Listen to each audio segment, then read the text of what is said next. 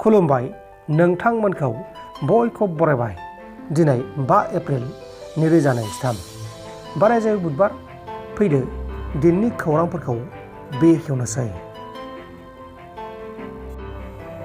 BTSनि 2023 आरो 2024 मायथाइनि बाजेट जथुम्माया जाबाय। बे बाजेट जथुम्मायाव BTSनि बारगौ गाहाय खुंगिरि हाग्रा मुलार बिथाङा बाहागो लायाखै होननानै मिथिनो मोननाय जादों। लोगोसे बे जथुम्मायाव बेरेखा हान्जानि दैदेनगिरि बा BPF हान्जानि MCLA देरहासात बसुमतारी बिथांनि मोनजि साहा बागान आरो रबार बागानखौ थाबैनो एभेक्सन खालामनाय जागोन होननानै रनजित बसुमतारी बिथाङा फोरमायदों। बाक्सा जिल्लानि सिङाव थानाय सालबारियाव मोनसे जाफेरै जाथाया सोराङाव फैदों। UPL हान्जानि मेलाव बा मिथिङाव जाग्रा अर्डार होखानाय सिंग्राखौ UPLनि मेम्बारा लाङाखै। मेला जोबखांनायनि उनाव UPLनिफ्राय सिंग्रा गलादारनो खौरां बहराखै। बेखौ लानानै सिंग्रा गलादारा खौरांगिरिफोरखौ लेंहरनानै बे जाथायखौ फोसावनाय जादों आरो प्रमद बर' बिथांनियाव मदद बिहरनाय जादों। गुवाहाटी नोगोरमानि सिङाव थानाय काइलिपारा लामायाव बाइकजों थांनाय सानै दुथां सिखावफोरा लामायाव थानाय सासे आइजोनि गोदोनानिफ्राय सनानि मालाखौ बोनानै लाना खारलांदों आरो बेफोर गासिबो जाथाया CCTV केमेरायाव रेकर्ड जादों। उनाव आइजोआ गावजों जानाय गासिबो जाथायनि सायाव पुलिसनो केस होनाय जादों आरो दा बे जाथायखौ लानानै पुलिसआ गावसोरनि खामानिखौ मावगासिनो दङ। क'क्राझाराव थानाय doctor Shobha Brahma music and fine arts कलेजनि फरायसाफोरा फिन सोमावसारफिनदों। कलेजनि प्रिन्सिपालखौ लानानै फरायसाफोरा एसेबो गोजोननाय गैया। थांनाय दाननै दानथामसो सिगां doctor Shobha Brahma music and fine arts कलेजनि प्रिन्सिपाल लारलि ब्रह्म बिथांखौ लानानै कलेजनिफ्राय बोखारनांगौनि दाबिजों गोबां धरना थानायनि उनाव BDC खुंथायनि माखासे मावख'गिरिफोरा बे आयदानि सायाव गोनांथि होनानै कलेजनिफ्राय लारलि ब्रह्म बिथांखौ ट्रेन्सफार खालामनाय जादोंमोन। नाथाय दानथामनि उनावनो लारलि ब्रह्म बिथाङा बे कलेजनि प्रिन्सिपाल महरै फिन जइन जाफिनदों। बेखौ लानानै कलेजनि फरायसाफोरा फिन सोमावसारफिनदों।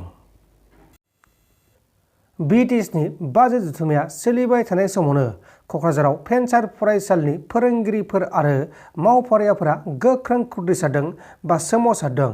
BTR गोरोबथानि 6.3 दफा बायदियै BTRनि गासै भेन्सार फरायसालिफोरखौ सोरखारि खालामनायजों लोगोसे फोरोंगिरि आरो मावफारियाफोरनो थिसनथाइ होनांगौनि थाखाय दाबिखौ लानानै 3 घन्टासिम गोख्रों सोमावसारदों। BTSनि बाजेट जथुम्माखौ लानानै MCLA देरहासात बसुमतारी बिथांनि गोख्रों बिबुंथि। बिथाङा बुंनाय बायदिब्ला थांनाय बोसोराव मुंख्लं नखरफोरनो होनो थाखाय 25 कोटि रां दंमोन, नाथाय 25 कोटि रांखौ आथिखालनि सोरखारा लाबोनो हायासै आरो 2021 आरो 2022 मायथाइयावबो मुंख्लं नखरनि थाखाय 10 कोटि दंमोन।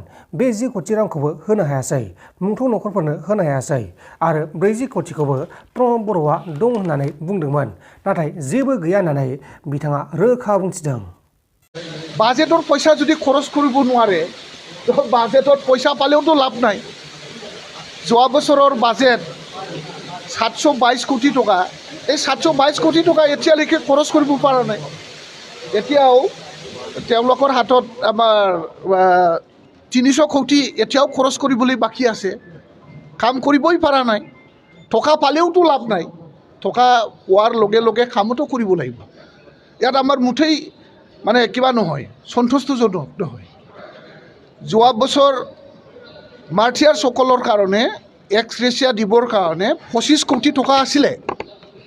আজি 31 মাহ গ'ল, তেওঁলোকে 25 কোটি টকা মোকলাই আনিব নোৱাৰিলে। 2021-22ত মাৰ্টিয়াৰসকলৰ কাৰণে 10 কোটি টকা আছিলে। এই 10 কোটি টকাও এক পইচাও মাৰ্টিয়াৰ ফেমিলিক দিব পৰা নাই। আৰু তেখেতসকলে যোৱা 2021 চনৰ এই এপ্ৰিল মাহত হোৱা যিটো বাজেট, এই বাজেটত 40 কোটি নৱেম্বৰ মাহত হোৱা যিটো ছেছন আছিলে, তাতে ছেছন আছিলে। এই ছেছনত প্ৰমদ বড়ো ডাঙৰীয়াই কৈছিলে আমাৰ বড়োলেণ্ড মুভমেণ্টৰ মাৰ্টিয়াৰসকলক, শ্বহীদসকলক দিবৰ কাৰণে আমাৰ BTCৰ হাতত 40 কোটি টকা আছে। 40 কোটি টকাও নাই। আগৰ বছৰত 10 কোটি টকা বাজেট প্ৰভিজন আছিলে, সেইটোও নাই।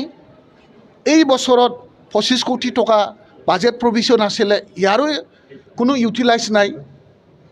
মানে রিসিভ আৰু এক্সপেন্ডিচাৰৰ কোনো খা খবৰ নাই नोंथांमोन दासिमनि माखासे खौरांफोरा बेखिनिनोमोन बेखिनिसिम नायनायनि थाखाय नोंथांमोननिसिम रोजा रोजा साबायखर गोजोन्थों एसेनोसै जै बर' हारिनि